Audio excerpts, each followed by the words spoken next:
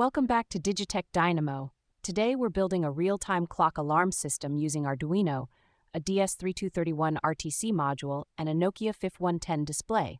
This project lets you set an alarm, display the time, date, and day, and even includes EEPROM memory to save the alarm. Let's get started. Components used. We're using the following components for this project: Arduino Uno DS3231 real-time clock module, Nokia 5110 LCD display, 3 push buttons, a buzzer, 10K resistors, connecting wires, and a breadboard. Here's the circuit diagram. The Nokia 5110 LCD is connected to pins 7, 6, 5, 4, and 3. The RTC module uses I2C, connected to A4 SDA and A5 SCL. The buzzer is on pin 2. The set increment and decrement buttons are connected to pins 8, 9, and 10 respectively with internal pull-up enabled. The code starts by including necessary libraries: wire, RT-clib for RTC, EEPROM, and Adafruit libraries for the LCD.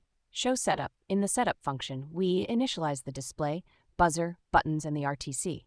We also show a welcome message and load the saved alarm time from EEPROM. Show loop. The loop function reads the current time from the RTC. If the current hour and minute match the alarm, it triggers the buzzer for 1 minute. Show set alarm. To set the alarm, press the set button, then use the increment and decrement buttons to adjust the hour and minute. Press set again to switch between hour and minute. The new alarm time is saved in EEPROM. Show display info. The screen shows the current day, time, date, and alarm time in 12-hour format with AM/PM. Here's the demo. On powering up, it shows a welcome message, then the current day, time, and date. If the alarm time matches the current time, the buzzer rings for a minute. You can press the set button to enter alarm setting mode and adjust it easily.